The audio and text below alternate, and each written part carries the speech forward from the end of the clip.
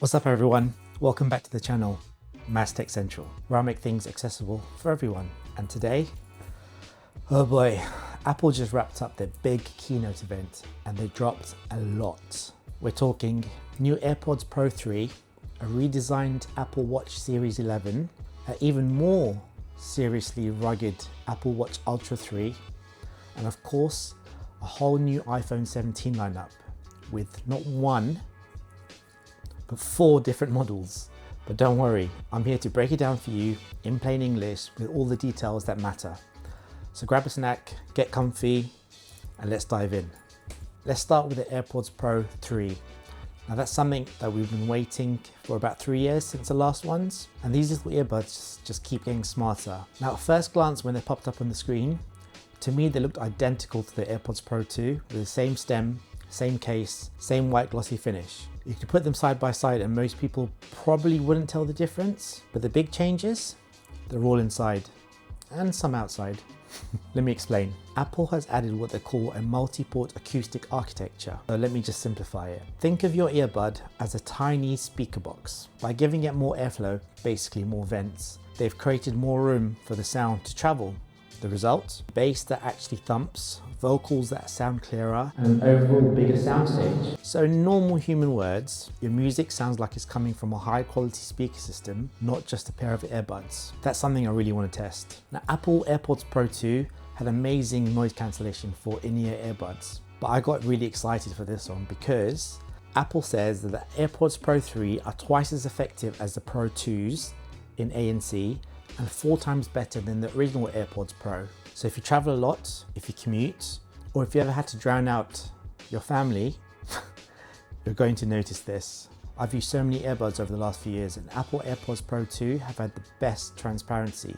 In case you don't know, that's the feature that lets in outside sound so you can hear people talking or traffic around you, instead of that weird robotic echo. Voices now sound even more natural, and I actually can't wait to test this because they've been the best so far. But here's a real game changer: live translation, powered by Apple Intelligence.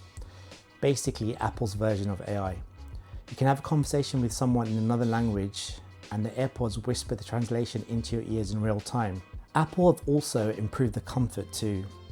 They said on the keynote that they scanned over 10,000 ears, yes, real ears, I wonder who's doing that, and used that data to tweak the shape. Now they come with 5 different ear tip sizes, so you're much likely to find a fit that doesn't fall out mid-run. And now they're foam as well. And for the first time, AirPods can track your workouts. What does that mean? They've actually added a heart rate sensor inside the AirPods. You can monitor your heart rate, calorie burn, even track up to 50 different workout types, all from your AirPods. You don't even need to wear an Apple Watch for basic stats anymore. Durability has stepped up too. They're now IP57 rated, which means they're dust resistant, sweat proof, splash proof. Gym goers, runners, cyclists, you're all covered.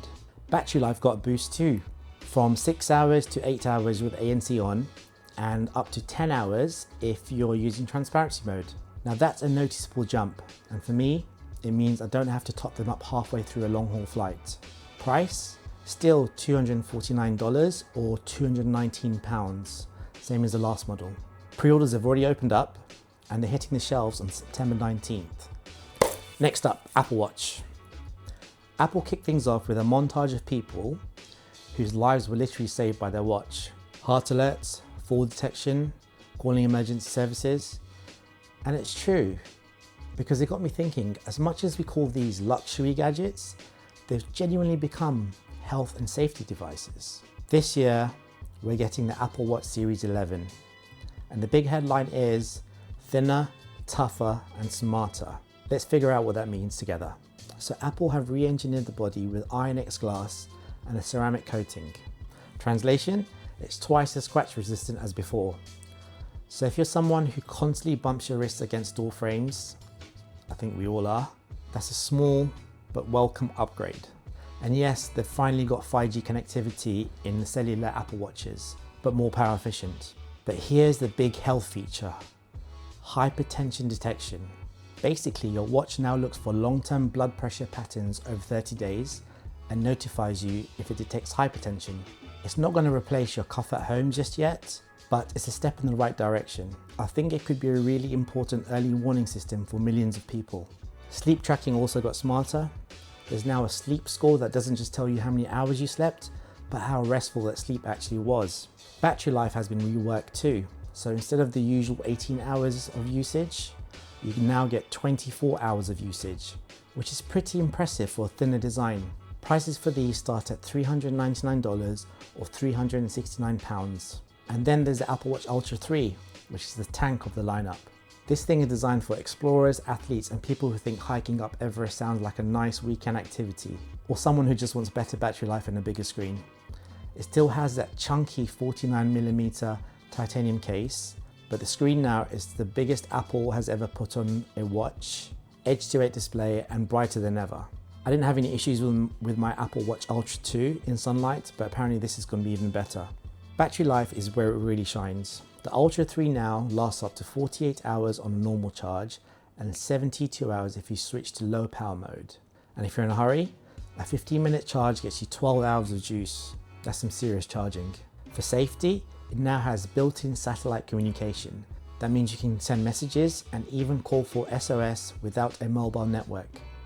For anyone going off-grid, this could literally be a lifesaver. Like before, it's diver ready, water resistant up to 100 meters and dust proof. And it has all the health features from last year too. It comes in natural titanium and a black titanium finish. And it starts at $799 or £749. I just checked pre-orders are live now and it ships from September 19th. I think this is one of those products that most people don't actually need, but if you want better battery life and a bigger screen and you're not one of those outdoorsy, rugged athletes, just get it. All right, the moment most people are waiting for, the iPhone 17 lineup. This year, there's 4 models. And for once, the base iPhone doesn't feel basic anymore. Let's go through them one by one. The iPhone 17 is your entry point this year, but don't let that fool you. It's actually packed with features that you're used to on the Pro models only. First up, the display. It's a 6.3-inch Super Retina XDR screen with ProMotion. That's Apple's name for 120Hz refresh rate. Translation, everything looks smoother, scrolling feels fluid, animations are snappier, and gaming looks sharper. And I actually can't believe they've got this on the base iPhone 17 models now. Brightness has jumped to 3000 nits. 3000 nits is basically, yes, you'll be able to see your screen clearly even on a beach in July. Now that's impressive. Durability has been upgraded too, with the Ceramic Shield 2 on the front, which is 3 times more scratch resistant, plus they've actually added an anti-reflective coating on as well. So it not only lasts longer, but it looks cleaner in direct sunlight. Inside, you've got the A19 chip, and this powers Apple's new visual intelligence. You can point your phone at something you see and ask Siri about it. For example, what's this landmark? What does this word mean? And it'll just tell you. No apps, no searching, straight from the phone. Charging is faster now too, up to 50% in just 20 minutes with fast charge. That's your Netflix binge topped up on a coffee break. Camera's got a huge upgrade. You're looking at a new 48 megapixel dual fusion main sensor, plus a 48 megapixel ultra wide, and a 2x optical quality telephoto built into the main camera. On the front, Apple have added an 18 megapixel center stage camera that automatically keeps you in frame during FaceTime calls. Battery life is also better, about 8 hours longer video playback than on last year's iPhone 16, bringing it up to around 30 hours total. Should be plenty for a heavy day's use. Pricing for this starts at $799 or £799, with the base storage now starting at 256 gigs. And you've got 5 colors to choose from: lavender, sage, mist blue, white, and black. I think mist blue looks slick. Next up, the iPhone 17 Air. And this one is exciting because it's been rumored for so long. It's just 5.6 millimeters thin and weighing only 165 grams. Samsung's S25 Edge weighs 163 grams and that was incredibly light. Fine, this is 2 grams heavier, but it should be just as light. It's made from grade 5 titanium, which is strong but lightweight. The display is a 6.5-inch ProMotion panel, which means it goes up to 120 Hz when you need it and down to 1 Hz when you don't. Powering it all, is A19 Pro chip with Apple's brand new C1X modem. It's twice as fast as last year's C1 that they announced and 30% more efficient. Translation, better signal, faster speeds, and longer battery life. The camera setup here is unique. Instead of multiple lenses, you've got one 48 megapixel fusion camera that doubles as a 2x telephoto. Less clutter, more simplicity, less space too. Battery life looks to be quite solid this year on this thin phone.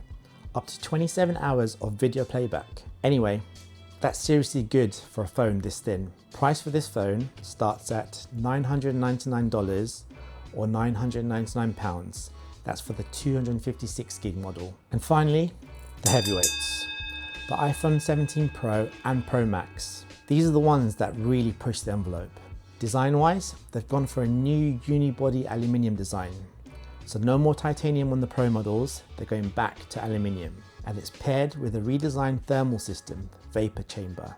In plain English, it won't overheat as quickly when you're gaming or editing long 4K videos. Essentially, longer sustained performance. The Pro Max in particular has the best battery life of any iPhone ever, of course. Up to 39 hours of video playback. That's insane. Camera system is where it gets wild. You've got three 48 megapixel sensors on the back now, with a 100mm lens giving you 4 times optical zoom and a 200mm lens giving you 8 times optical zoom. I need to test this, and from what Apple says on their website, 8 times optical quality zoom. That should be quite interesting on an iPhone, and thanks to the 56% larger sensor, low light photography is going to look incredible. I don't know how they always take those great pictures of the iPhone for the Keynote. For content creators, it now supports ProRes RAW, which should help a lot when you come to grading. Storage on the iPhone 17 Pro Max goes all the way up to 2 terabytes. Yes, that's 2 terabytes on a phone. I still remember when my entire PC had 512 megabytes, but we're not going to talk about that. Anyway, colors this year include cosmic orange, deep blue and silver. Bold choices that stand out more than the muted tones we're used to. Pro starts at $1,099 or £1,099. The Pro Max starts at $1,199 or £1,199. So that's Apple's entire 2025 lineup in a nutshell. AirPods that can translate live conversations, Apple Watches that are thinner, tougher, and in the case of the Ultra 3, practically survival gear. 4 iPhones that range from the Ultra Thin Air to the beastly Pro Max. Personally, I think the AirPods Pro 3 are the most exciting because I want to check out the live translation, but also with the added airflow, I think the sound's going to sound pretty amazing. But I know everyone's going to be eyeing up the iPhone 17 Pro Max camera system, with all 3 cameras now at 48 megapixels. So tell me in the comments, what are you most excited about? Are you finally going to upgrade this year? Or are you holding onto your current phone, watch or earbuds? As always, thank you so much for watching. If this video helped make sense of the Keynote, give it a thumbs up, hit that subscribe button and ring the bell so you don't miss the next deep dive. I'm Maz, this is MazTechCentral, and I'll see you in the next one.